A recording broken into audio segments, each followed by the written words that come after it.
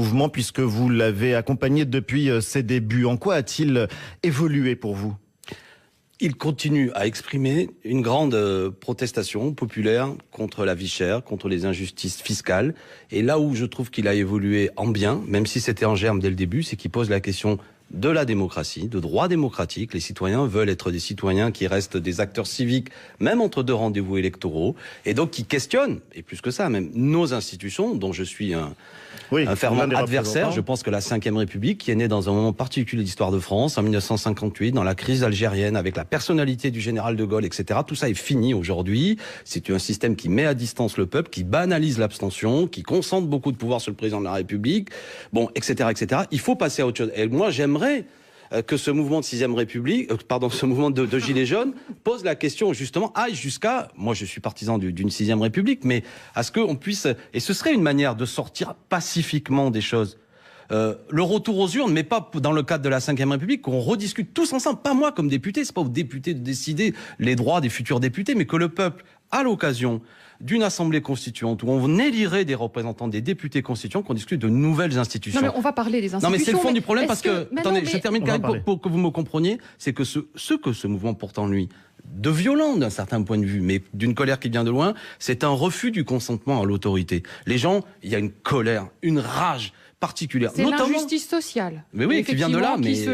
Mais est-ce que, pour reprendre la question d'Ali, est-ce que ce mouvement n'est pas en train de se transformer? Est-ce qu'il n'est pas en train de se structurer beaucoup plus qu'il ne l'était au début? Est-ce que c'est une bonne chose? Plutôt, Qu'est-ce que vous en pensez? Est-ce que moi, je vais être franc. Je Alexis ne suis pas un dirigeant du mouvement Gilets jaunes. Je n'ai pas, et surtout pas dans un micro, c'est pas à moi de dire faites ceci ou cela, parce que l'originalité et comment dirais-je, là où ils sont farouchement, ils veulent garder ça, c'est que c'est les Gilets jaunes qui s'organisent. Moi, je suis un responsable politique, vous savez, vous connaissez mes idées, etc. Un élu et un représentant. Oui, voilà. Mais donc, c'est à eux de s'auto-organiser. Je trouve que c'est bien. Globalement, c'est bien. Mais bien sûr qu'il y a parfois des choses discutables. Non, mais les manifestations déclarées, alors, ce qui s'est passé hier, des groupes de sécurité, est-ce que vous êtes favorable à ça ou pas? C'est ça ma question. Je suis pour qu'il n'y ait pas de violence. Je suis pour que la force de ce mouvement continue à être dans son soutien populaire. Et j'observe que la journée d'hier, malgré le pilonnage qui a eu lieu, il y avait plus de monde et moins de violence. Très bien, c'est la pente qu'il faut continuer à, ou du moins c'est comme ça qu'il faut avancer. Parce qu'il y a une stratégie gouvernementale à laquelle, hélas, bien souvent, beaucoup de médias participent, qui consiste à ne donner de ce mouvement qu'une espèce de dramatisation généralisée, un mouvement de brute épaisse, qui par ailleurs, moi je suis prof d'histoire qu'on connaît de loin, classe laborieuse, classe dangereuse, des brutes, des épées, des racistes, des cons, des bourrins, tous ceux qui les soutiennent sont des cons, des racistes et des bourrins, à commencer par Jean-Luc Mélenchon, moi-même, etc. Et vous avez même des ministres, je vois le ministre de l'Intérieur qui en vient à revenir hier, en dehors de la loi d'ailleurs, à nous expliquer que si on va dans cette manifestation et que s'il y a de la casse, on sera responsable. Non mais ça c'est la vieille loi anti-casseur des années 70, où quand il y avait de la casse, on en profitait pour coffrer tout le monde. Il délire complètement. Même Marlène Schiappa, que j'aime bien, elle en vient à dire, les gens qui versent à une cagnotte, je veux la liste des gens. Et les libertés publiques dans ce pays, droit de manifester, droit éventuellement d'apporter son soutien à quelqu'un, on doit pouvoir le faire. Liberté de la presse aussi, je le dis au passage, sans aucune démagogie, ne touchez pas aux journalistes, même si on doit les critiquer vertement. Je n'aime pas, mais j'observe que même dans ce qui s'est passé, j'oublie la ville, pardon, à Rouen. Et ailleurs. On a le droit, mais bien sûr, on a le droit, mais évidemment, toute violence, bon, non seulement sur le fond, mais en plus, tout ça est absurde. J'observe que hier, malgré tout, il y a des gilets jaunes qui ont défendu, lorsque je ne sais plus quel imbécile a décidé de frapper des gens de LCI. Il n'était pas seul, en l'occurrence, c'était des journalistes agressés. On peut même parler de scènes de lynchage pour les reporters d'LCI à Rouen. Ça, oui, mais pour le coup, attendez, Ali Badou, avec ce qui s'est passé, c'est-à-dire que des gens les ont agressés et des gilets jaunes aussi les ont défendus. Donc pas de lecture simpliste qui consiste à dire... Non, justement, il n'y a pas de lecture simpliste. Mais comment est-ce que vous triez les vrais gilets jaunes des faux? Mais il n'y a pas un tri à faire. C'est un grand moment de protestation populaire qu'on met de caractériser par le fait qu'il s'auto-organise, par ailleurs, qu'il annonce quelque chose de nouveau, y compris vous comme médias, c'est un peu la fin de la télé. Les gens passent par des réseaux, Facebook sont des lieux d'organisation. C'est passionnant. C'est à la fois extrêmement riche et extrêmement problématique d'un certain point de vue. Ça vous met en cause, évidemment. Alors après, on peut toujours... ça devrait... Et paradoxalement, jamais les vieux médias n'ont été autant consommés qu'en ce moment. C'est très particulier et paradoxal. Oui, mais j'observe que les chaînes d'information, elles aussi, sont extrêmement plus vues que d'ordinaire, extrêmement critiquées aussi, etc., etc. Bon, donc tout ça nous montre que le fait que tous ces réseaux nouveaux d'auto-organisation qui ne passent pas par les organisations traditionnelles politiques, qui ne passent pas par les organisations traditionnelles syndicales, c'est ça ce mouvement des Gilets jaunes, et l'avenir sera comme ça. Donc plutôt que de pleurer en disant « Ah mais comment ça se fait que ça passe pas par les partis traditionnels », observons que c'est malgré tout un peuple qui se mobilise et qui justement C'est l'acte 2, si je puis dire, du dégagisme qu'on a vu durant l'élection présidentielle. Celui qui ne comprend pas ce qui se passe là n'a rien compris de l'élection présidentielle. Attendez, on n'est pas en train de pleurer et on n'est pas en train d'être corbeau sur les journalistes. Mais de là attendez, moi je suis pour la liberté de la presse. Mais moi aussi, attendez, mais la phrase qui est « je condamne la violence, mais » est-ce que vous trouvez normal, et moi je dis à tous les auditeurs, qu'il n'y a pas une chaîne de télé, de radio qui peut envoyer un journaliste sur le terrain sans payer un vigile? On paie des officiers de sécurité, on ne peut pas sortir. Si ça avait été le cas dans un meeting de Marine Le Pen ou dans un proche du Rassemblement national, tout le monde aurait poussé des cris d'orfraie en disant que c'était lamentable. Est-ce que c'est normal qu'on ne puisse pas bouger juste pour faire notre boulot? Et une fois de plus, c'est pas parce qu'on est journaliste, on est avec je vous ai dit que c'était pas normal. Je sais pas à quoi vous voulez en venir. Est-ce qu'on peut se contenter de dire je condamne la violence, mais on peut comprendre que? Est-ce qu'on peut pas être plus radical pour une fois dans la condamnation de la violence? Et pas seulement à l'endroit des journalistes. Non, mais tout le monde. Parce que les journalistes, je condamne la violence. Je suis pour la liberté de la presse, mais par contre parce que je suis aussi un reste. Non, mais parce que attendez, c'est pardon. Ce que disait Nathalie. Non, mais je condamne, mais parce qu'on est des êtres, vous et moi, comment dirais-je et qui essayons. Notre but, c'est pas seulement de dire d'avoir une réflexion. D'où ça vient, le lâchage de quelqu'un, journaliste ou pas, c'est inqualifiable. Qu'est-ce que les journalistes doivent? Par exemple, mais... je vais vous dire, il y a des élus, je vais le dire clairement, de La République En Marche qui manifestement subissent des moments difficiles. Je ne suis pas d'accord. Chaque fois que j'ai pu le faire, j'ai apporté un soutien. Il y en a qui même ont reçu d'être racistes, d'être sexistes, tout ça est dégueulasse. Maintenant, c'est pas pour minimiser ce qui a eu lieu. C'était il y a un an, à l'occasion d'une manifestation pour la mémoire de Madame Mireille Knoll, avec 10 députés de la France Insoumise, dont Jean-Luc Mélenchon, avec écharpe. Nous sommes allés à cette manifestation, à quelques mètres du ministre de l'Intérieur de l'époque, à quelques mètres du président de l'Assemblée nationale et d'autres membres du gouvernement. Un groupe d'extrême droite nous a agressés, nous a tenu des propos homophobes, ouvertement racistes. Aucun d'entre eux n'a réagi. Nous sommes partis sous les coups, insultés avec des crachats. Non, mais attendez, c'était lamentable. Marine Le Pen aussi a été mise en cause dans cette même manifestation. Dans cette même manifestation, je parle de la Ligue de défense juive, avec le service de Madame Le Pen, ils l'ont protégée, d'accord? Ça m'a mis fortement en colère, parce que sur la question de l'antisémitisme, je pense que je suis extrêmement sensible. Mais attendez, à cette occasion, il était de bon ton, et je n'ai vu aucun des députés d'En Marche s'indigner du fait que 10 parlementaires, Monsieur Mélenchon et les autres, se fassent insulter. Le ministre de l'Intérieur, c'était Monsieur Collomb, le président de l'Assemblée nationale, Monsieur de Rugy, était là, on les voyait pendant que quasiment on allait nous casser la gueule. Ce que je veux dire, c'est que faut que ça se calme. Mais c'est pas quand uniquement les gens d'En Marche subissent des menaces que je condamne. On n'en parlait même pas, là. Voilà, non, mais Madame Le Pen dit la même chose que vous, finalement. Non, alors, on va une fois pour toutes. Ou alors, chaque fois, je propose que vous n'ouvrez pas le chapitre. Que vous touchiez 10 € chaque fois que vous avez cette phrase, ça commence à me saouler. Chaque fois que je dis un truc, comme on dit que Madame Le Pen dit la même chose, parce que je ne vois pas ce que j'ai dit. Elle dit, il faut aussi défendre les autres. Mais bon, évidemment, bien sûr. Voilà. Mais sauf que là, ce qui s'est passé, c'est qu'il y a eu beaucoup de violences contre des élus En Marche, contre des journalistes, etc. Je le désaprouve, c'est pas ça que je veux dire. On est d'accord. La seule chose que je veux dire, c'est que quand Madame Obono, pour parler d'elle, subissait des insultes racistes, député de la France Insoumise, ils n'ont pas réagi. Moi, quand c'est Monsieur Mbaye qui subit une lettre raciste, j'ai essayé bêtement par un tweet ou autre chose de dire je suis pas d'accord.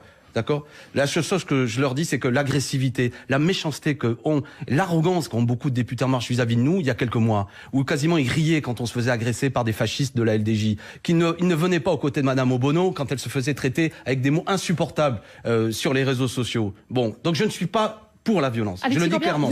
Mais la violence, c'est pas uniquement quand la porte d'un ministre se fait casser que d'un seul coup, la République, c'est moi, comme dirait Benjamin Griveaux. Là, on parlait d'hommes à terre tabassés. Mais je suis contre Ali Badou. J'espère que vous me connaissez suffisamment pour considérer, et je le dirais presque physiquement, si ça avait dans une manifestation, je prendrais la défense du journaliste. Non mais clairement, et je le dis à l'attention des Gilets jaunes, ça ne fait le jeu de personne, c'est bovin, c'est brutal. Ce mouvement doit garder un visage de fraternité, de volonté de justice sociale, d'égalité, pas une émeute qui casse la gueule à des journalistes, ça ne rime à rien. Mais une fois que j'ai dit tout ça, j'espère le dire avec fermeté et sans cynisme. Ceci dit... Vous le dites fort surtout. Non mais je le dis fort pour que ce soit entendu. Mais ceci dit, on va en parler. Quand je vois la une du JDD aujourd'hui...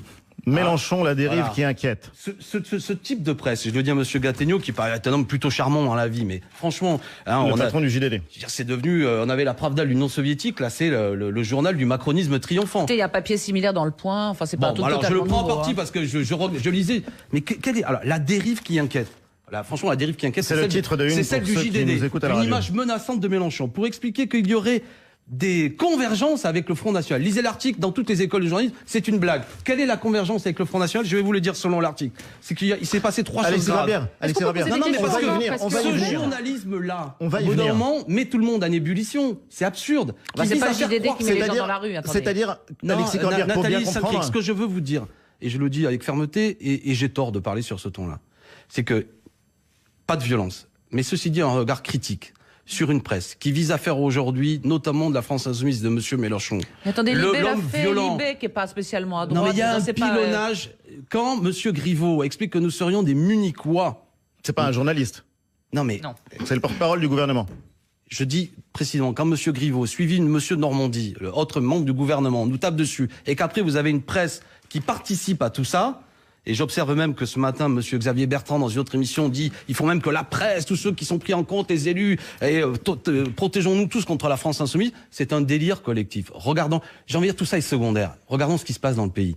Ce mouvement des Gilets jaunes. On va le faire justement, Alexis Corbière. Juste un mot là-dessus. Arrêtons de pilonner la France insoumise, Jean-Luc Mélenchon. On va passer à votre portrait et on va arriver au fond de ce mouvement et à votre stratégie pour le coup. Mais est-ce que vous nous dites, voilà, ce journal du dimanche qui paraît aujourd'hui avec le visage de Jean-Luc Mélenchon, ce titre Mélenchon, la dérive qui inquiète, ses outrances, ses calculs, ses ambiguïtés, ses convergences éventuelles avec le Rassemblement national. Est-ce que ce journalisme-là est en gros responsable de ces journalistes qui se font agresser ? Non, parce que si je disais cela, c'est juste pour que les choses soient claires. Il y a une forme de quelque chose de juste quand un journaliste prend un coup de poing dans la gueule, et je ne le veux pas. Donc je dis, si j'ai une influence vis-à-vis des Gilets jaunes, je leur dis, et les amis, si vous voyez faire ça, intervenez. Ne faites pas ça. Ne faites pas ça. Mais je dis que ce journal, malgré tout, participe à une stratégie, est une instrumentalisation politique qui vise à dire qu'il y aurait un mouvement responsable de la violence, et il y aurait surtout ce qui m'insupporte, parce que ça fait partie de mon ADN politique, une forme de convergence entre moi et le Front National. Ce journal, il est à hurler de rire. Il invente un sondage où on questionne les Français sur êtes-vous pour une alliance entre le Front National et la France Insoumise. La France Insoumise n'en veut pas, j'ai cru comprendre que le Front National n'en veut pas, et on découvre quoi, que les Français non plus n'en veulent pas. Arrêtez de payer des sondages absurdes. C'est pas parce qu'ils en veulent pas qu'il n'y a pas quelque chose d'une convergence sur le fond, sur un certain nombre de thèmes. Attendez, là c'est une discussion sérieuse. Oui, on va y venir.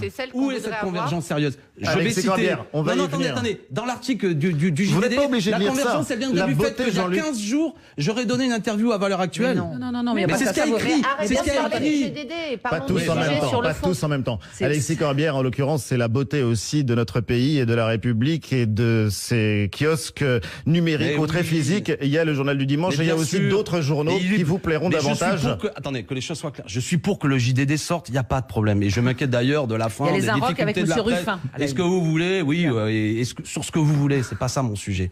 La question, c'est qu'au bout d'un moment, n'ayons pas un regard corpo par rapport à ça. Y compris même cette violence, une fois qu'on l'a dénoncée, regardons de quelle manière, à un moment donné, on a malgré tout des effets d'instrumentalisation de la presse, de concentration de la presse entre les mains de gens de puissance d'argent, qui, selon moi, aussi impriment une certaine ligne économique, politique. N'en déplaise à Jean-Michel Apathy, c'est pas absurde de se poser la question. Mais dans les questions qui se posent là, c'est quelle est la responsabilité également des responsables politiques, parce que ça fait quand même des années, ça date pas juste de quelques semaines ou de quelques mois, ça fait des années que des responsables politiques tapent systématiquement sur des journalistes, et Jean-Luc Mélenchon y a largement contribué.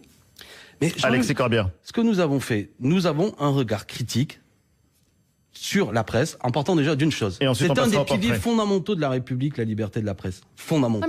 Il y a deux piliers, l'école et la... Non mais c'est important. Une fois qu'on a dit ça, c'est-à-dire le droit aux citoyens d'avoir une information indépendante et de qualité, doit nous amener à nous voir de quelle manière votre métier a évolué.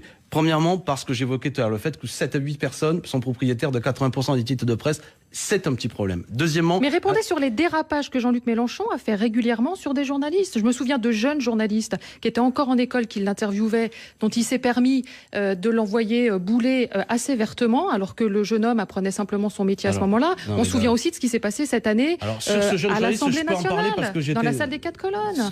Un journaliste a le droit de poser une question, même si elle déplaît à Jean-Luc Mélenchon. Mais on passe notre temps à y répondre. Non, donc les responsables politiques eux-mêmes brocardent en permanence les journalistes. On se souvient de la campagne de François Fillon, on se souvient des campagnes... Alors encore un mot là-dessus, et on va passer au portrait. Les responsables politiques, s'ils tapent sur les journalistes... du jeune journaliste, j'étais présent. Ce jeune journaliste n'était pas journaliste, il était étudiant en journalisme. Jean-Luc était épuisé. Tout le monde n'a pas en tête ce dont vous parlez. Ouais, non mais voilà, donc là on parle de choses anecdotiques. Non, attendez. Défendre la liberté de la presse, d'accord? Une fois qu'on a dit ça, aussi le citoyen doit avoir un regard sur la presse et doit pouvoir le critiquer. Je reviens à ce que nous avons proposé, un conseil de déontologie du journalisme, afin que le citoyen, lorsqu'il est pris en afin que le citoyen, et aussi le responsable politique, lorsqu'il est éventuellement attaqué par un article qu'il juge qu'on est inconvenant, faux, etc., qu'on puisse pas régler tout ça dans les tribunaux, qu'on puisse saisir un conseil de déontologie, composé de professionnels, composé pourquoi pas de citoyens. Nous avons proposé ça. On nous a dit on veut faire un tribunal. Aujourd'hui, j'observe et j'en suis heureux, que l'ancienne ministre de la Culture, quand elle est partie, l'a mis en place, que le nouveau ministre de la Culture est plutôt pour, et qu'on réfléchisse comme ça, pour éviter qu'on en soit dans la situation actuelle. Vous voyez, je suis pour des solutions pacifiques des choses, plutôt que d'avoir soit une réaction qui consiste à dire toute la presse est caca, mais qu'à l'inverse, vous aussi, vous répétiez de manière corpo, touchez pas à la presse, parce que quasiment, vous êtes un totalitaire dès que vous la mettez en cause. La vérité, elle est dans une solution, justement, le conseil de déontologie que nous avons proposé. Vous savez bien que c'est dur avec le média, vous avez eu aussi des problèmes. Mais le média, c'est un média indépendant. Mais moi, on va en rester là sur la question médiatique. On a beaucoup de questions. Ça part de tous les côtés. Mais il faut dire aussi que vous animez aussi le débat. Le député La France Insoumise de Seine-Saint-Denis, Alexis Corbière, est l'invité de Questions politiques ce dimanche. France Inter, Ali Badou, Questions politiques. Et votre portrait, Alexis Corbière, signé Karine Bécard. Alexis Corbière, vous avez rencontré Jean-Luc Mélenchon, votre patron, au Parti Socialiste. Comme quoi, tout ce qui se passe au PS n'est pas forcément négatif. Jusque-là, vous étiez un militant très actif, très trotskiste, un lambertiste, et vous décidez donc à 30 ans de vous convertir au socialisme. À moins que ce ne soit surtout au mélenchonisme, parce qu'à partir de là, vous avez suivi votre champion partout. Quand il est devenu ministre, vous avez été son conseiller technique. Quand il a combattu en 2005 le traité de constitution européenne, vous étiez, comme toujours, Alexis Corbière, juste derrière. Et puis quand il a quitté le PS, vous êtes parti aussi. Et quand il a cofondé le Front de gauche, vous vous retrouviez évidemment à ses côtés. Bref, vous êtes parfaitement dévoué au chef des Insoumis, presque bluffé de travailler avec lui. C'est pas la portée de n'importe qui de faire ce que nous faisons. Et je dirais même que nous sommes les seuls à pouvoir le faire. Si c'était simple de rassembler 130 000 personnes comme nous l'avons fait le 18 mars, je crois que beaucoup d'autres candidats le feraient. Donc c'est pas un gadget, c'est le moteur de la campagne. Et vous parlez bien sûr, ce 5 avril 2017, de la dernière campagne présidentielle. Donc vous semblez épaté par Jean-Luc Mélenchon, avec lequel, c'est vrai, vous partagez quelques traits. Enseignants l'un comme l'autre par vocation, formés tous les deux chez les trotskistes politiquement et admirateurs de Robespierre, le révolutionnaire. Non, ce qui vous manque en revanche, c'est son éloquence. Mais reconnaissez, Alexis Corbière, que c'est une éloquence de plus en plus violente, très éloignée, je ne sais pas si vous vous souvenez, de l'enthousiasme des débuts quand le parti de gauche est apparu. Nous sommes tous des socialistes, nous sommes tous des communistes, nous sommes tous des écologistes, des trotskistes et même des libertaires, à notre manière. C'était il y a exactement 10 ans. Maintenant, avez-vous les moyens, Alexis Corbière, de freiner ces incessants accès de colère? Vous me pardonnerez, monsieur le député, mais je n'en suis pas tout à fait persuadée. Le problème, c'est qu'en vociférant, Jean-Luc Mélenchon n'attire pas ceux qui appellent en ce moment à l'insurrection, mais il n'attire plus non plus, pire, il les fait fuir, ceux qui, à gauche du Parti Socialiste, avaient voté pour lui. C'est ce qui s'appelle, politiquement parlant, une erreur de stratégie. Alexis Corbière. Alors, comme je suis pour la liberté de la presse, qu'est-ce que je vous dis? C'est un portrait, je suis pas d'accord. Mais vous êtes libre de le critiquer, d'applaudir. Passons sur... déjà, ce n'est pas mon patron, j'aime pas cette expression. Je suis pas l'employé de Jean-Luc Mélenchon. Je sais bien, pour vous, vous dites ça comme ça, mais je trouve ça toujours un peu méprisant. Ah ben, vous l'avez dit que pour ça commence comme ça. Non, mais je le dis pas comme ça, je le dis parce qu'il y a... Deuxièmement, vous dites, j'aime pas tout ce champ sémantique, Jean-Luc Mélenchon vociférant. Voilà, il ne vocifère pas, il s'exprime. Ça veut dire parler fort, hurler, être en colère. Ben, il faut regarder la d'accord, mais c'est extrêmement péjoratif. Je pense que Jean-Luc Mélenchon fait partie de ces gens qui a un verbe qui est clair, qui est d'ailleurs entraînant. Après, j'ai aucun problème. Vous savez, je vais vous dire une chose. Moi, je viens d'un milieu modeste. Jean-Luc Mélenchon fait partie, dans ma vie, de ces grandes rencontres. C'est pas la seule. Je pense que aujourd'hui, cette mode qui consiste à dire que les gens se font tout seuls. Attendez, laissez-le répondre, Karine Bécard. Cette mode qui consiste à dire qu'on se fait tout seul est un truc que je n'aime pas. Moi, et comme vous, en vérité, sans doute, vous avez eu des grandes rencontres professionnelles dans votre vie, des grandes rencontres intellectuelles, des gens qui vous ont marqué. Moi, je ne sais pas tout seul. Il y a des gens qui m'ont instruit politiquement, des grands professeurs, des grands auteurs que j'ai lus, et des hommes politiques, et des femmes aussi qui m'ont montré. Jean-Luc Mélenchon fait partie de ces gens. C'est un passeur, c'est un pédagogue. Contrairement à ce que vous affirmez, je dis pas seulement votre portrait, c'est un homme qui a construit une génération militante, et dont il a la fierté aujourd'hui de présider un groupe. Il a construit un collectif militant. J'entends dire qu'il est tout seul. C'est celui, sans doute, qui a formé le plus de gens et qui a lancé le plus de gens en politique. Puisque je vais faire un peu d'humour, c'est un des Bruno Cocatrix de la vie politique française. Il a lancé des tas de vedettes sur la scène. Et c'est sa fierté. C'est l'Olympia, la France Insoumise. Non, mais c'est pour plaisanter un peu, mais je veux dire, c'est une fierté. Mettez-moi un nom de quelqu'un qui, à ce point-là, a permis qu'une génération... Emmanuel Macron. Comme moi, Non. Il a permis à une génération d'arriver... Oui, ça d'accord, mais Jean-Luc, à l'Assemblée, vous avez raison de me corriger, c'est qu'en plus, Mélenchon, je trouve qu'il a cet aspect intellectuel, et c'est orateur de talent, stratège et théoricien. Et Jean-Luc Mélenchon a forgé aussi, a participé à une doctrine. Bref. Qu'est-ce que vous voulez que je vous dise? Moi, je vais pas faire le malin. Je vais pas passer mon temps à dire ce côté en plus, lui c'est lui, moi c'est moi. Je reconnais qu'il a apporté. Je pense que cet homme, quand il sera plus là, on analysera l'histoire et on montrera qu'il a marqué fortement la vie politique de ce pays. Et je pense qu'il est encore en forme pour jouer un rôle majeur. Alors j'ai bien compris qu'aujourd'hui, il est de bon ton d'essayer de le pilonner parce qu'il incarne quelque chose, de lui trouver tous les défauts de manière assez insultante, voire même d'organiser des rivalités dans nos rangs. J'ai bien compris. Ça me donne encore plus envie de le défendre et de considérer que ça, on l'a entendu, Alexis Corbière. Voilà, moi, je suis comme, vous savez, une chanson de Serge Lama que j'aime bien, qui dit « c'est mon ami et c'est mon maître ». Et en l'occurrence, j'ai aucun problème avec ça. Maître intellectuel, mais pas mon patron. Ni Dieu ni maître, ça aurait pu aussi être un mot d'ordre pour le coup, pour d'autres de vos combats. Mais juste pour terminer de répondre à Karine. La formule est belle. Pour terminer de répondre à Karine, il y a des questions malgré tout sur la stratégie. Ça, là-dessus, vous n'avez pas répondu. Non, mais bon. Parce que la stratégie, elle peut dérouter, on peut ne pas la comprendre.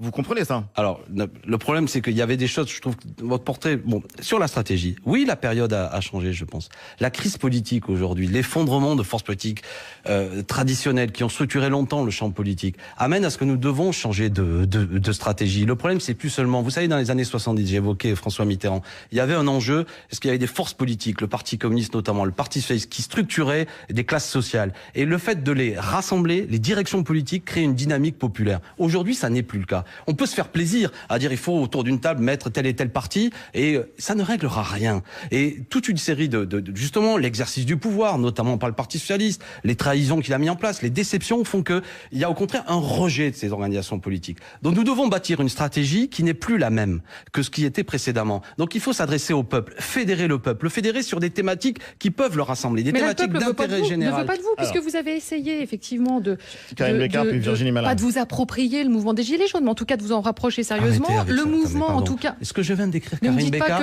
et la stratégie que nous avons mis en place? Je vais vous dire, je sais bien, on a tous les défauts, mais écoutez-moi. La stratégie, non mais parce que, franchement, vous dites des choses. La stratégie que je viens de décrire est celle de l'élection présidentielle. On est parti avec le soutien d'aucun parti. Je dis bien aucun. Même le Parti communiste ne soutenait pas. À l'arrivée, on fait 7 millions de voix, 19,5%. Oui, donc ce que je viens de décrire, cette stratégie, n'est pas absurde. Le fait qu'un homme comme moi rentre à l'Assemblée nationale est quelque part, un peu, avec mes amis, la vérification de cette stratégie. D'accord? J'avais tout le monde contre moi dans ma circonscription. Je suis élu et 17 de mes amis. Donc ça veut dire que nous avons fait émerger une force politique nouvelle. Alors après, on est face à un mouvement des Gilets jaunes qui exprime ce grand dégagisme et qui évidemment nous touche aussi. Donc la question, c'est pas comme un boutiquier, qu'est-ce que je dois faire pour récupérer le mouvement? Je m'en fous et si je fais ça, je suis mort. C'est ça existe aussi. La politique, c'est aussi ça. Non, mais comment... Je dis comment je suis utile au mien. C'est mon peuple, c'est le peuple aujourd'hui qui se mobilise, des milieux populaires. Et je dois, moi, à la place qu'il amène, les soutenir et empêcher qu'ils se fassent pilonner tous les matins en se faisant traiter de gens violents, de gens avec des polémiques absurdes. Il suffit que Jean-Luc Mélenchon dise Éric Drouet, cette figure populaire, c'est intéressant, on lui rentre dedans. C'est fascinant, fascinant, il a dit. Et alors, oui, c'est fascinant. Mais bien sûr qu'un homme qui est chauffeur routier de 33 ans se vienne à être un homme aujourd'hui qui, est une des têtes de ce grand mouvement populaire qui réclame la justice. C'est normal que ça interroge. Pardon? Parce qu'il est adepte de thèses complotistes. Ah bah alors attendez, moi j'ai lu un article de Marianne. Moi j'ai pas passé tout mon temps à relire du Éric Drouet. Voilà. Non mais j'ai même vu que celui qui est plus intelligent que nous et beaucoup mieux porté, Monsieur Hamon, il vient, il dit, il vote Marine Le Pen. Éric Drouet, le mec invente un argument. Il répète ce qu'a dit Jean-Michel Apathy, qui questionnait, il dit, je sais pas, mais je l'ai lu. Non mais il faut arrêter. Excusez-moi, mais non mais je veux dire, faut arrêter de les salir parce qu'à travers Drouet, je m'en fous de Monsieur Drouet en particulier. Enfin, je veux dire, mais à travers lui, c'est le mouvement des Gilets jaunes. Vous le voyez pas? Ça crie de bon ton tous les matins de leur trouver tous les défauts à ces gens. Non, Alexis Corbière, puisque c'est un mouvement qui n'a pas de porte-parole et pas de représentant, pourquoi vous focalisez sur Éric Drouet, par exemple, ou Maxime Nicole, qui doutent que les attentats de Nice ou de Strasbourg soient des attentats terroristes? Le mouvement... Monsieur Drouet, il dit ça? Oui. Non, je Maxime crois pas. Nicole. Oui, non, mais on ne parle pas du même. Non. Et en l'occurrence, vous avez compris qu'il y avait un petit jeu de mots, mais j'ai tort de m'emballer en vous répondant. Oui, non, pas du tout. On va se parler plus calmement. Mais il y avait un article, il y avait un billet de blog de la part de Jean-Luc Mélenchon, qui est pétri d'histoire, et en plus ça vient de conversations qu'on a eues souvent avec Jean-Luc, que c'est amusant de voir qu'un personnage second de la Révolution française, mais a joué un rôle déterminant. Il s'appelait Jean-Baptiste Drouet, qui après est devenu député montagnard, etc., qui est un personnage. Il porte le même nom. Et Jean-Luc Mélenchon s'amuse un peu à dire, il y a parfois l'histoire, il y a des clins d'œil, un fil comme ça invisible qui relie certaines choses.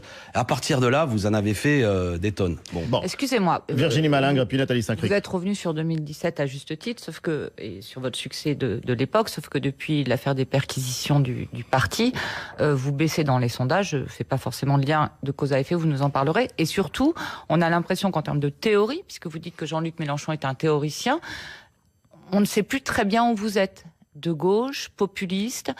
On a l'impression que vous avez un peu perdu votre ligne. Donc j'aimerais que vous nous répondiez. Est-ce que vous êtes un parti de gauche encore? Est-ce que vous êtes un parti populiste? Vous n'avez pas, Alexis Corbière. Vous n'avez pas écouté ce qu'on a dit pendant l'élection présidentielle.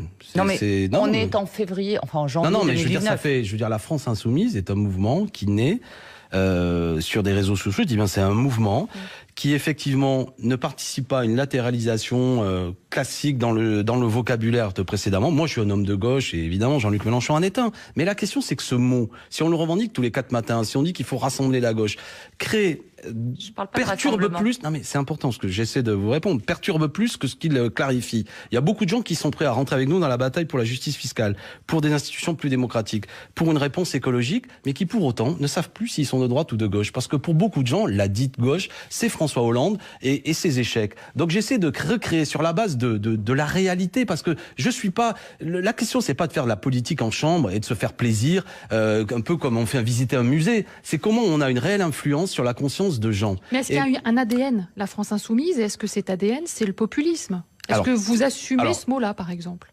C'est un mot qui ne veut rien dire. Et ensuite, on passera la parole à Nathalie Saint-Cric. Un mot qui a pour racine le mot peuple ne me dérange pas. Vous voulez que je vous dise, je suis un populiste humaniste, comme je suis un jacobin, un républicain et tout ce que vous voulez. Je ne veux pas qu'on utilise un mot qui a pour racine le mot peuple pour créer une insulte qui, à l'arrivée, ne veut plus rien dire. Parce que je rappelle que dans vos archives, vous trouverez ça. Madame Royal a été traitée de populiste. Bernard Tapie, populiste. Le Front National, populiste. Chaque fois que tu dis une chose en disant, cette protestation des Gilets jaunes, je sais pas, t'es populiste.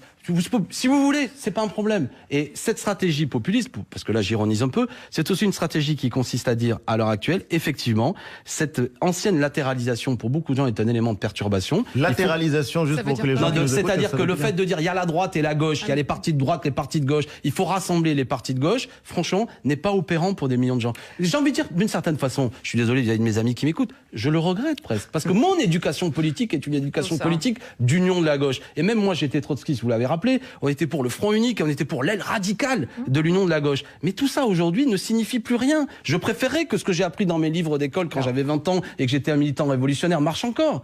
Mais j'observe que ceux qui veulent mettre en place une stratégie d'union de la gauche, c'est 0 + 0, la tête à Toto à l'arrivée. Donc mon problème, c'est pas d'être fidèle que de manière un peu comme ça, de réciter des textes anciens, c'est d'être un acteur vivant, en prise réelle avec des événements. Et j'observe qu'aujourd'hui, des mobilisations populaires passent par des mouvements gilets jaunes plutôt que par les traditionnelles manifestations à l'appel des organisations. Alors qu'est-ce que je fais? Soit je dis aux gilets jaunes, vous comprenez rien, attendez que les directions... Voilà, j'essaie d'être utile en fonction de la texte en 2010. Cela dit, votre explication est claire en disant, en déplorant la latéralisation, c'est qu'il n'y a plus la droite et la gauche, et vous essayez de trouver d'autres formes d'action. Je voulais juste... En restant fidèle là-dessus. Non mais en restant fidèle... Mais je suis pas porte-parole. Non mais j'entends bien pas que les choses soient claires. En restant fidèle, je veux dire, à une continuité historique qui vient de loin. Non mais je veux dire, je n'ai pas dérivé et que les choses soient claires. La question, c'est comment je suis utile. Moi, je reste fidèle au combat, mais qui est celui de la proclamation de la Déclaration des droits de l'homme, les idées des Lumières.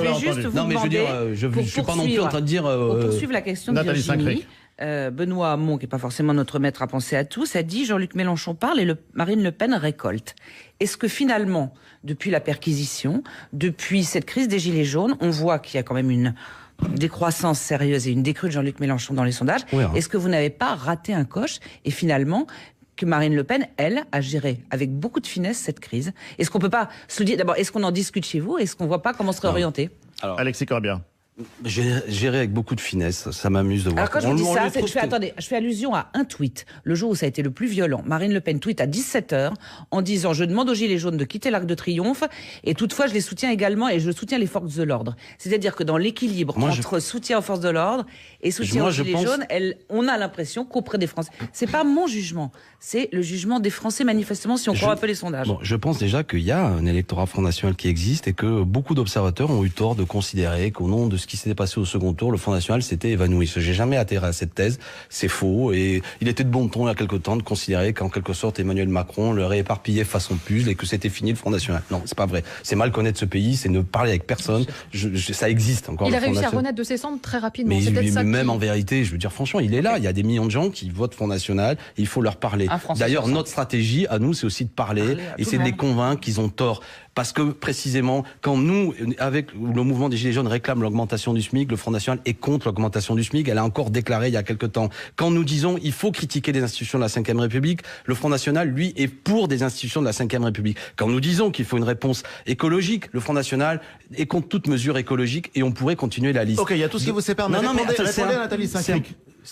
Non, mais je suis en train pourquoi, alors que vous avez été les premiers à soutenir le mouvement des Gilets jaunes, par exemple, Jean-Luc Mélenchon, vous, et pourtant c'est Marine Le Pen et le Rassemblement national qui profitent alors je vais vous dire, Ali Badou, de ce mouvement. Vous êtes ici journaliste, mais je pense qu'on se connaît pas beaucoup. Mais je pense que vos convictions. Arrêtez de parler comme ça. Arrêtez d'aider le Front National et de dire arrêtez parce que vous n'en savez rien. Parce que quelques sondages. Non mais je vais vous dire, ce qui m'inquiète, c'est qu'à force vous faites le jeu du Front National. En quoi? Parce que vous ne cessez de répéter que c'est elle qui en profite et que non. Parce que vous avez lu 3 sondages et demi. Vous n'en savez rien. Vous n'en savez rien. Les enquêtes d'opinion, ça indique une dynamique, ça indique un mouvement. Moi, c'est pour ça que je ne comprends pas l'intérêt qu'il y a à passer tous les matins, à répéter sur toutes les chaînes que la seule qui engage, c'est Madame Le Pen. Avec du coup Benoît Hamon qui s'aperçoit pas que par ailleurs, il répète exactement ce qu'après le gouvernement va dire. Monsieur Griveaux se marre en citant du Hamon, que Mélenchon, lui, il est perdu, que tout ça ne profite que... On n'a pas dit ça, on a demandé s'il y avait pas il fallait pas réfléchir à la stratégie de Jean-Luc Mélenchon depuis la perquisition jusqu'à aujourd'hui en se disant qu'il y a peut-être un bug. Nathalie,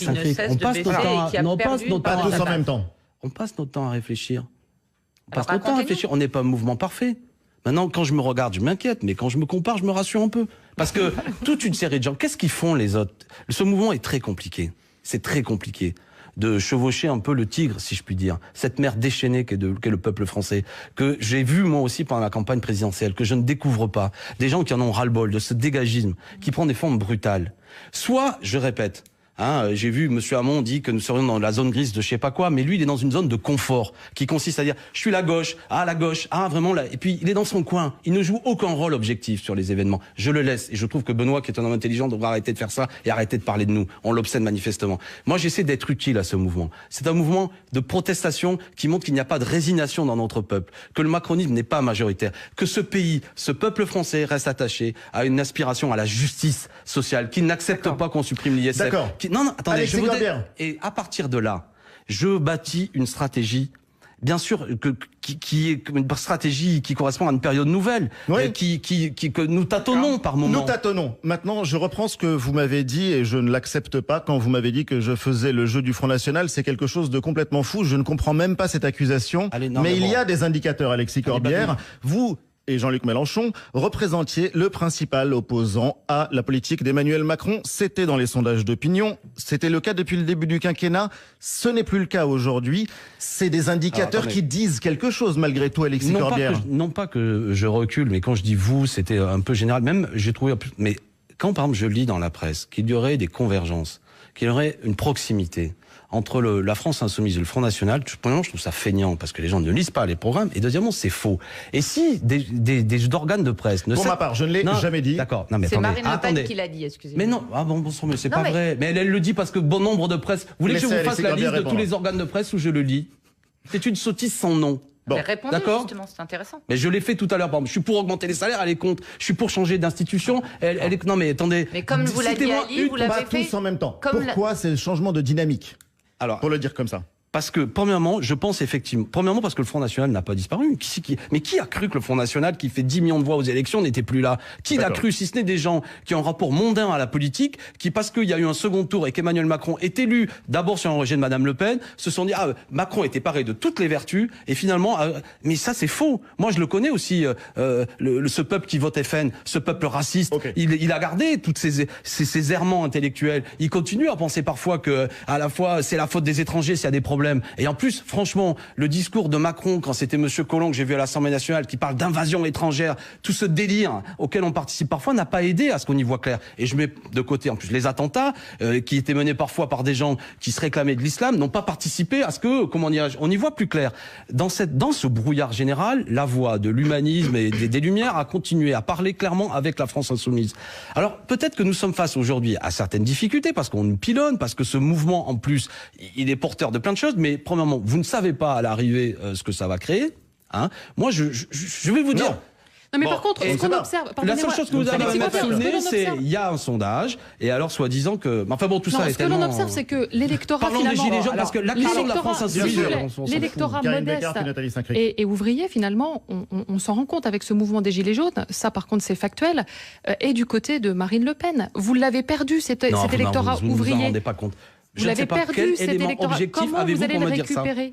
Quel élément objectif avez-vous pour me dire ça? Que l'électorat populaire ouvrier est du côté de Mme Le Pen, quel élément objectif avez-vous? Je crois qu'il y a 40% des ouvriers qui aujourd'hui se déclarent comme des électeurs de Marine Le Pen. Alors je vais vous dire une chose, lisez les sondages. Le premier comportement ouvrier employé, c'est l'abstention. Vous dites là une erreur, c'est pas vrai. 40% des ouvriers ne sont pas d'accord avec le Front National. Et en disant cela, vous faites le jeu du Front National. Mais si vous leur donnez 40%, pas tous en même temps. C'est pas vrai. Ce n'est pas vrai que 40% des ouvriers et des employés sont d'accord avec le Front National. Et donc ils votent Marine Le Pen. Pas tous en même temps. Oui, mais ordre. S'il vous plaît, Alexis Corbière, je vais ramener l'ordre dans ce studio parce que là, ça va dans tous les sens. Non, mais c'est important. Non, mais excusez-moi de mon ton. Non, pas du tout. Vous parlez comme vous voulez, Alexis Corbière. Vous êtes libre. Non, mais d'ailleurs, je m'excuse sans votre autorisation. Je le dis, j'ai tort de vous répondre. Parce que là, il y a une chose intellectuelle que je trouve intéressante. Ce que vous dites, c'est les gens qui vont voter. Mais le premier comportement de ces ouvriers employés, je veux dire de ces gilets jaunes, bien souvent quand je discute avec eux, c'est l'abstention. C'est vrai. Ce sont des abstentionnistes. Oui. Donc c'est pas des gens gagnés nécessairement au Front National. Et si nous tous, quand ces observateurs passent leur temps à répéter que les milieux populaires sont gagnés au Front National et votre Front National, c'est faux. Et nous faisons un cadeau à l'extrême droite, ce qui me permettait tout à l'heure, malgré tout le respect que j'ai pour vous, de dire arrêtez de parler comme ça en disant il y a quelqu'un qui en profite, les ouvriers sont... Non, c'est pas vrai. Il y a une course de vitesse. Non, Karine, on va en arrêter parce qu'on va avancer dans le débat et vous savez de quoi vous parlez parce que vous avez été élu avec 60% d'abstention dans votre circonscription aux législatives. Et je l'ai dit souvent, voilà, je fais 60% des voix, mais je fais en vérité 21% des électeurs inscrits. Et je suis de ceux, et je l'applique à tout le monde, on ne peut pas banaliser ça. Quand 80% des gens ne votent pas pour leurs députés, mais quel cas de tous les autres, ne laissons pas ça dans l'angle mort. Donc comment on recrée des institutions qui font le vote obligatoire, la prise en compte du vote blanc, la possibilité de révoquer les élus, c'est ça qui est passionnant. C'est pas se raconter... Il nous reste un quart d'heure. Je voulais juste savoir quelle est votre position face à la possibilité ou l'éventualité d'une liste européenne de Gilets jaunes. Est-ce que vous trouvez que ça serait une bonne occasion, de les faire se structurer, ce qui serait quand même pas forcément du luxe, vu qu'il y a autant de Gilets jaunes que de personnes, ou est-ce que vous redoutez, alors là où je vais vous parler de sondage, vous allez hurler en disant, parce que manifestement, ça pique sur Marine Le Pen et sur vous, s'il y a une Gilets jaunes, ou est-ce que vous pensez que vous pouvez faire tendre la main et pour en prendre quelques-uns, et comme ça sera une formule mixte qui vous évitera d'avoir une liste supplémentaire? Moi, j'aime pas le côté artificiel. J'ai entendu certains disant il y a des gilets jaunes sur notre liste, donc c'est nul ça. Franchement, il y en a d'autres qui disent on est déjà des gilets jaunes. Oui, on a été les premiers gilets jaunes. Ouais, non mais il faut pas. Premièrement, les élections européennes sont loin, elles ne seront pas. C'est pas si loin. Non mais elles par rapport. Non mais par rapport à ce mouvement actuel qui a son propre rythme, qui a ses propres revendications, erreur, celui qui va dire au mouvement Gilets jaunes, ça se réglera aux élections européennes. Non, ça c'est faux. D'accord. Deuxièmement, je vois bien qu'il y a toute une série de gens intéressés. J'en ai même vu Richard Ferrand, proche d'Emmanuel Macron, disant ce serait bien qu'il y ait une liste Gilets jaunes. J'ai bien compris la malice qu'il y avait. Ceci dit, si elle a lieu, c'est pas un problème. On verra. Qu'est-ce que vous en pensez, vous? Est-ce que vous pensez? Non, mais je répète, si elle a lieu, non mais moi je vais. Est-ce que ça relatéralise? Est-ce que ça remet les choses claires? Moi, j'appellerais à voter pour la liste France Insoumise. Mais si ça se structure, etc., on verra ce qu'il raconte. Ce qu'il raconte à l'heure actuelle est plutôt intéressant. Le mouvement Gilets jaunes, s'il fait une liste, il faudra faire des choix de candidats. Moi, je crois que la force du mouvement Gilets jaunes, c'est que c'est un mouvement qui porte en lui tout ce qu'on vient de dire d'ailleurs, des gens qui votent Front National, des Anglais, etc. Et à partir du moment où il veut faire une liste, il se rabougrit, devient autre chose. Mais on verra. Bon, Alexis Corbière, encore pour parler de la sortie de crise, ces scénarios qui sont imaginés aujourd'hui par le pouvoir. L'une des réponses au mouvement des Gilets jaunes, c'est l'organisation de ce grand débat national. Le président de la République devrait rendre public une lettre à tous les Français demain. Le grand débat national, vous avez eu l'occasion d'en parler. Pourquoi refuser de jouer le jeu, Alexis Corbière? Parce que vous avez... un débat qui d'abord et après est pilonné verbalement par le fait qu'il faut que ça s'arrête, qu'il faut que tout le monde se retrouve dans les salles des mairies. En gros, le mouvement les mobilisations doivent cesser. Le rapport de force créé par l'occupation des ronds-points doit cesser. C'est ça un peu qui est le pendant de ce débat. Ensuite, vous avez le porte-parole du gouvernement, M. Griveaux, qui dit de toute manière, nous ne changerons pas de cap. Donc on se demande pourquoi. Oui, mais vous connaissez la politique. Vous savez que si 90% des personnes qui sont consultées au moment du grand débat sont pour une mesure, ça créera un rapport de force et le gouvernement. Mais vous avez bien vu que dans ce grand débat, on peut même pas discuter de l'ISF. On n'en sait rien pour l'instant.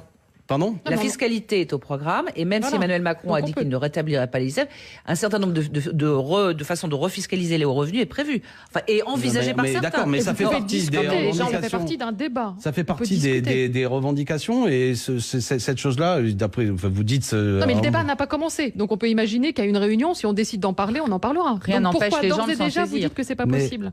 Parce que c'était Chantal Joanneau qui l'avait dit, ça a été dit par certains. Le gouvernement a dit qu'il modifierait pas le cap. Joanneau a dit que tous les sujets, enfin, elle disait que tous les sujets étaient sur la table et possibles. Il y a une astuce qui consiste d'abord à organiser ça pour démobiliser les choses. Je le répète, je continue à le penser, mais bien sûr, c'est ça ce qui préoccupe ce gouvernement. Ça peut être un beau moment de démocratie de s'asseoir, de débattre, de discuter. Au contraire, non ? Vous pensez que tout le monde va sauter autour d'une table ? Vous pensez que c'est pas les politiciens classiques qui vont revenir autour de la table, ceux qui savent parler le plus facilement, en fait, on va voir, qui vont se retrouver là. Mais pour quelle raison ? Non, mais pour quelle raison ne pas en repasser par un processus devant les urnes pour rappeler le peuple, pour vérifier des choses, pour vérifier si alors effectivement... quelle élection ? Il faut dissoudre l'Assemblée, ça vous l'avez déjà dit. Est-ce qu'Emmanuel Macron doit démissionner ? Je l'ai pas dit comme ça, mais par exemple, moi je serais pour que aussi la question, parce que c'est au fond du problème. Est-ce qu'Emmanuel Macron doit démissionner ? Je veux dire, il est aujourd'hui face à une protestation extrêmement forte. Effectivement, la question de sa légitimité, elle est posée. Attendez, forte numériquement, c'est pas très fort. On est à 80 000 manifestants. Non, mais c'est un mouvement soutenu. Tout à l'heure, vous m'avez sorti, pour en a parlé du Front National, sur la base de sondages. Vous voyez bien que dans les sondages, quand même, il y a un soutien assez important de la part des Gilets jaunes, quel que soit le nombre de gens qui J'aimerais juste qu'Alexis Corbière réponde à ma question. Est-ce qu'Emmanuel Macron doit démissionner ? Je pense qu'il faut revenir devant les urnes. Et je pense surtout qu'il faut... Non, mais dites les choses clairement. Ceux qui nous entendent comprennent. Mais moi, la question, elle a un aspect. Est-ce que sa démission règle le problème si on reste dans le cadre de la Ve République ? Voilà ce que je veux dire. C'est un peu réduit comme. Oui, mais comme c'est un manière des mots d'ordre qu'on voit sur les ronds-points, dans les manifestations. Oui, mais je soutiens. Je pense qu'effectivement, est-ce que vous appelez le président de la République à démissionner ?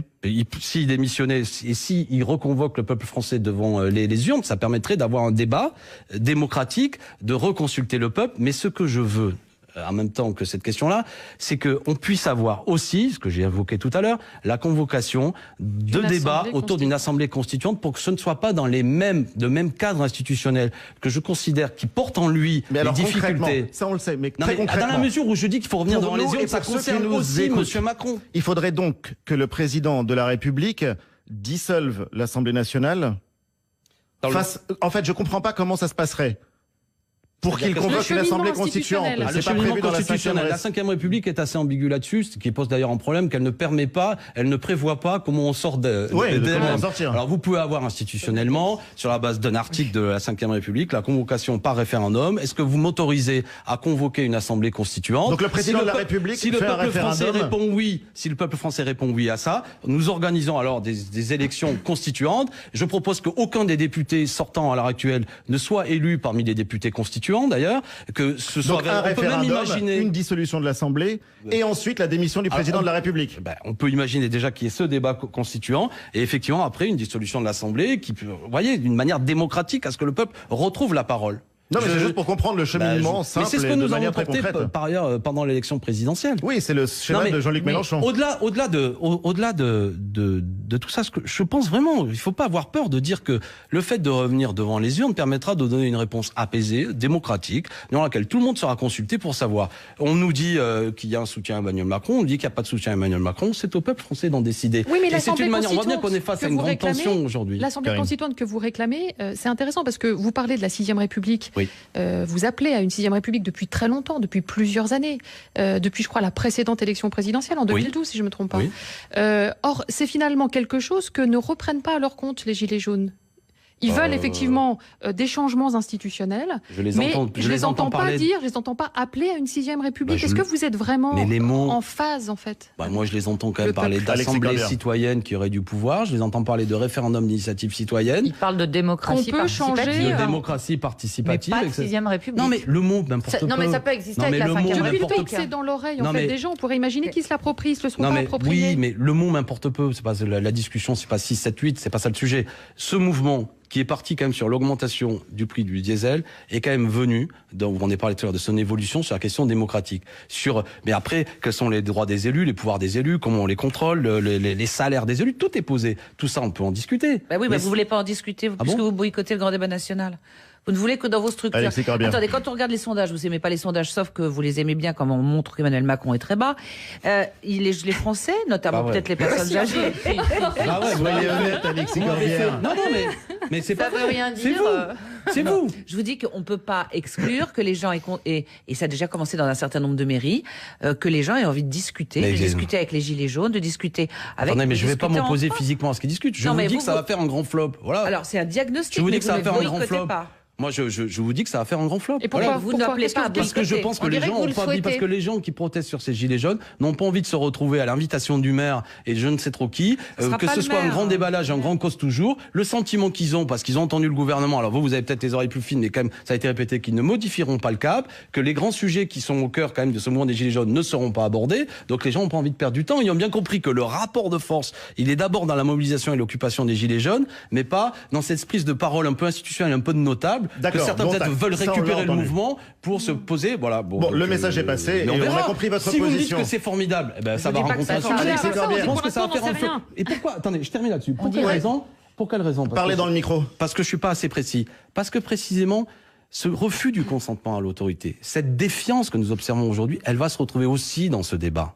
Parce que les gens en ont assez, ne veulent plus entendre parler. Il y a une colère qui monte, vous comprenez? Mais attendez, à ce moment-là, ça va durer pendant 10 ans, et chaque fois qu'il y aura une nouvelle personne... C'est pour ça que Nathalie Saint-Cric, je propose que... C'est même pas de la démocratie. Mais vous avez raison, ça porte en lui un problème, c'est vraiment pour laquelle je propose que nous ayons un débat pour savoir pourquoi nous sommes un peuple, pourquoi nous voulons vivre ensemble, quelles sont nos institutions qui nous rassemblent, et à travers ce débat, reforger un consentement à l'autorité. Ça s'appelle un grand débat national, enfin je comprends plus rien. Mais ce débat, c'est l'Assemblée constituante, Ali Badou.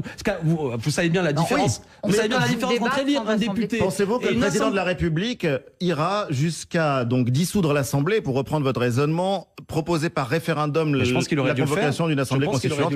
Et je pense que c'est la faute originelle. Et si Jean-Luc Mélenchon avait été élu, la première chose qu'il aurait fait, ça aurait été d'appeler à une assemblée constituante. Mais ça, c'est une uchronie, et en l'occurrence, il ne l'a pas été, on va pas refaire l'histoire. Non, mais j'entends bien. Bon. Mais parce que je vais vous dire une chose. Monsieur le professeur d'histoire, on va pas refaire l'histoire. Non, ce que je veux vous dire, c'est que l'élection présidentielle a montré qu'il y avait 4 candidats qui étaient finalement assez proches.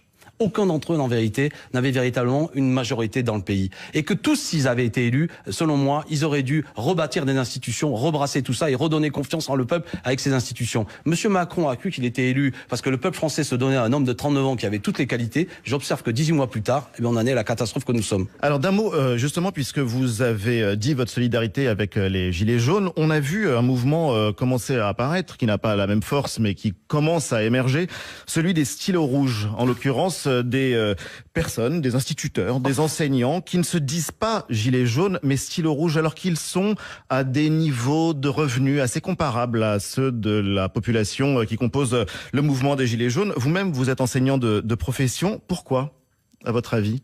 Mais déjà, pourquoi est-ce que les enseignants, les instituteurs ne se reconnaissent pas comme gilets jaunes mais veulent créer autre chose? Des mouvements de blouse blanche, des mouvements de stylo rouge, des mouvements de... Voilà, je veux dire, c'est l'arc-en-ciel de la protestation. Le gilet jaune incarne l'inspiration populaire, incarne le peuple, comme vous le disiez tout à l'heure, pourquoi d'autres, comme les enseignants, les instituteurs... Parce que je pense que ce mouvement des enseignants que je soutiens, il veut aussi exprimer le malaise particulier qu'il y a dans cette profession. J'ai évoqué tout à l'heure le fait que parmi les 2 grands piliers d'une démocratie républicaine, il y a la liberté de la presse et l'importance de l'école, que l'école est malmenée, que nos enseignants sont parmi les plus mal payés au niveau européen, de l'OCDE, qui sont face à beaucoup de difficultés, que la personnalité de Blanquer donnait l'impression qu'il avait réglé les problèmes, alors que fondamentalement, je le vois sur le terrain, nous continuons à être dans une situation extrêmement difficile du point de vue de l'école publique, et que c'est un métier difficile, et ils ont bien raison. raison de se mobiliser en se faisant entendre sur la base après d'un mouvement. Après, vous savez, l'intérêt, c'est que s'ils avaient dit je suis gilet jaune, peut-être qu'Ali Badou n'aurait pas posé la question de la particularité. Non mais je veux dire, ça retient l'attention des médias, le fait de faire un mouvement stylo rouge sur la spécificité de la mobilisation. Ça donne quand même le sentiment que le peuple a du mal à faire peuple. Mais les Gilets jaunes, c'est pas un parti politique. Hein. C'est rien, les Gilets jaunes. C'est un truc qu'on a tous dans notre coffre, on le met sur le dos, et le fait de le mettre dit sur le dos dit que d'un seul coup, on n'est pas d'accord avec une politique injuste, etc. Oui. On veut défendre les services publics. D'ailleurs, certains Français n'y mettent peut-être pas le même contenu. C'est quelque chose de compliqué encore pour l'instant. Mais on est d'accord. Il me semble que la totalité de notre entretien après 1 heure d'échange est de vous dire que nous sommes face à là quelque chose d'inédit, de compliqué, qui doit amener à ce que les vieilles habitudes politiques, selon moi, doivent être abandonnées et d'essayer d'être en prise avec ce mouvement réel qui exprime une colère, une protestation.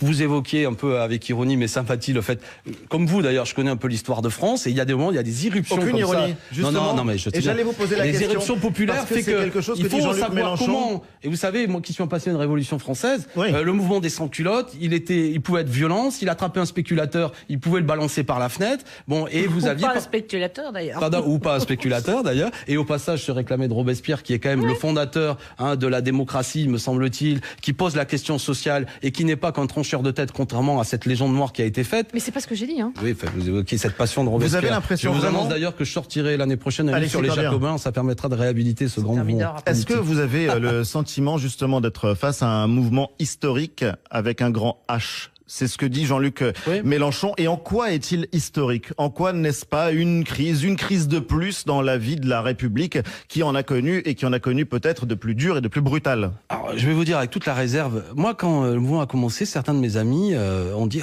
ça me rappelle mai 68. Je trouvais que qu'ils exagéraient.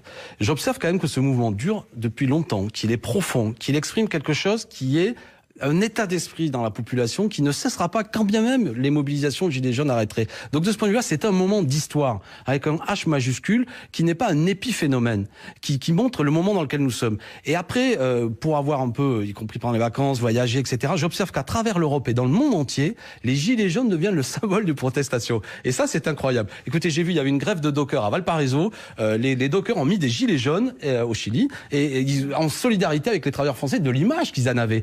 Et il y a cette particularité, je ne vais pas faire un cocorico, mais ce qui se passe politiquement souvent en France, dans la protestation sociale, est regardé par le monde entier comme un symbole souvent de justice, Et le soutien de Salvini aux Gilets jaunes? Oui, non.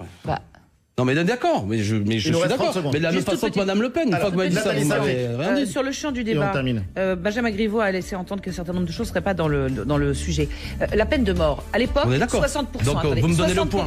Il reste 20 secondes. À l'époque, 60% des Français sont contre l'abolition. Mitterrand le fait. Est-ce qu'il faut toujours suivre le peuple? Non, enfin, effectivement, on a le droit, quand le peuple dit des choses, à être en désaccord avec lui. On va devoir rendre l'antenne. Mais en l'occurrence, il a élu celui qui a dit j'abolirai la peine de mort. Mais il y a une transcendance par rapport à... Mais on est passé par les urnes, qui est une manière de trancher les choses. Je propose de faire la même chose. Bonne année. Bon, bonne année. Et bon dimanche, merci d'avoir été notre invité. Les amis qui m'écoutent, je suis désolé de ce ton un peu enflammé parce que j'ai certains amis qui me disent je souhaite à tous une bonne année. Et un très bon dimanche. Merci à Alexandre Gilardi et à toute l'équipe technique de Questions Politiques. On vous donne rendez-vous la semaine prochaine.